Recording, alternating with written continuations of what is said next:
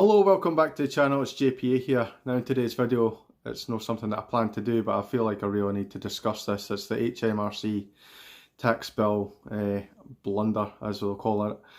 I just feel like I really need to talk about this and get you guys' opinion. I'll just get straight into the video. So basically, to start the video, I'll just go quickly back to the root of the problem, and then we'll kind of move forward a little bit. Back in 2011. Rangers were exposed by HMRC, which is Her Majesty's Revenue and Customs, who deal with tax. Rangers were using EBT schemes, which at the time we believed they were fully legal, or at least a loophole rather. But it turns out they weren't quite as legal as we thought. We used these to get players that we probably wouldn't have got. These are David Murray's words. These players probably wouldn't have come to Ibrox if we didn't have these EBTs in place. That was viewed by many to be cheating. I genuinely don't believe it was. I mean, what did we actually gain from it? If you look at the current situation, we've not really gained anything from it. So I didn't believe it's cheating in any way, to be honest. So anyway, that came out, and HMRC came out and said that the bill was £70 million. Now that meant investors who were coming to the club were immediately put off buying the club. Because it meant that anybody coming into the club and buying it would have to take on that £70 million debt and pay it back. What kind of investor and what kind of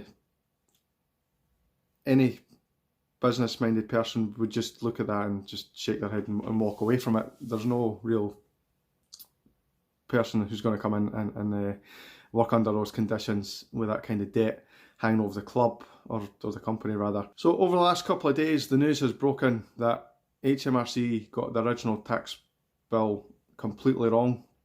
They estimated 70 million. It was in fact closer to 20 million. Now that's a £50 million difference. So basically what that means is, if it was 20 million, which it is now, or what they're saying it is now, if it was 20 million back then, that was manageable for us. We could have paid back 2 million over a 10-year period. We could have sold some of our assets at a higher price, probably Yelovich, Davis, McGregor, and got some funds back into the club, and we could have operated much like we're doing now on a kind of tighter budget and still brought players in and still functioned as a club. As a result, Rangers, the company, had to dissolve. They had to liquidate the company and sell off all its assets, and the big implication of that was obviously there was a vote to keep us in the league or demote us down to the third division to start again. Now obviously all the clubs who had thought we would cheat didn't like us. A lot of the fans turned against us from the other club, and basically fans of the other club didn't like us being in the league, so they put pressure on their chairmen to vote against us being in the league, and we ended up in the third division. Had to let go a lot of players. Davis and obviously McGregor and that left the club. A lot of people left under bad circumstances, like Ian Naismith and who was the other one? Sorry, Whitaker. And there's a lot of bad blood with these players who have now left. These years are referred to as the banter years. Now, you might think of it as a laugh. I certainly don't. I really not a laughing matter anymore when you consider what's happened recently. It was a bad time for the club. Or it was a bit of an adventure going to these smaller venues and that, and picking up points there.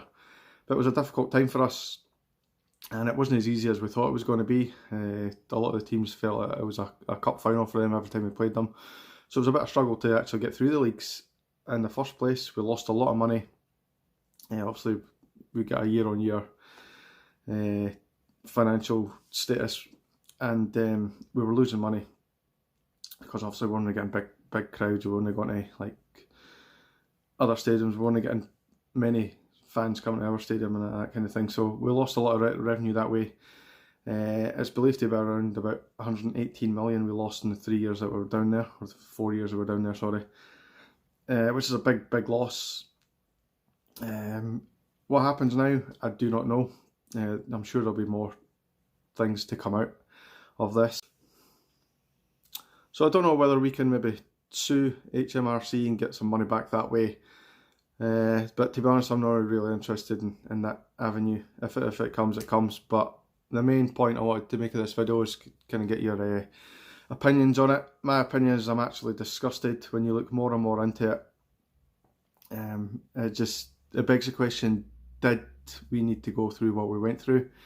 The answer to that is probably no. Which is sickening to think how much we've lost. Our reputation is absolutely tarnished. Nobody likes us in Scottish football anymore. Now I know we've got the song, they don't like us, we don't care.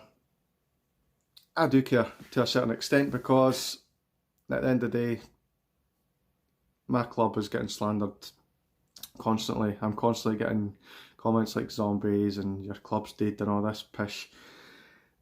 And it's frustrating. I'm frustrated at this, and I want to know you guys' opinion. As I say, what happens now, I don't know. The other thing that really annoys me is the fact that in our struggles, Celtic have got stronger, and they've won 8 titles in a row. They've won countless trophies since we've been away from the big scene. And it's frustrating to know that deep down, if we stayed up, we'd be able to compete with them. They wouldn't be on 8 in a row, that's for sure. And it's very, very frustrating. I think when we went down, they were in the mid-40s for titles. They're now up to 50. We're at 54. That was a massive, massive gap that's now been closed due to this whole situation. Because I genuinely don't believe that Celtic would have won 8 in a row, and a possible 10. If this situation didn't occur, we would have kept some of our players, I think, or at least have some selling value for them. We wouldn't have been forced to sell Jelavic, I don't think. We wouldn't have been forced to sell Lewis McLeod. I was gutted when he left the club. I thought he was a really good young player coming through.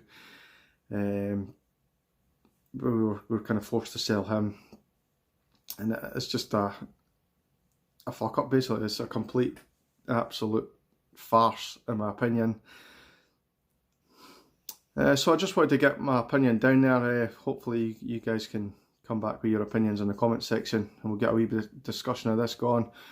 I understand if you're feeling hurt and angry by this. I certainly am. I'm really disappointed. When I first heard the story breaking, I thought, oh, right, HMRC, Rangers. I was just kind of thinking it was the old company that was going to affect, but it turns out it's obviously had a massive, massive impact on the club itself, which is really disappointing. I'll leave you with that, guys, and thank you very much for watching. If you're new, please subscribe to the channel. I probably have some Celtics fans watching this laughing and all that kind of thing, but you can just see with all this coming out, we didn't cheat as much as people are saying we have cheated over the years, so that's what I take from it. So thank you very much for watching. Cheers, guys.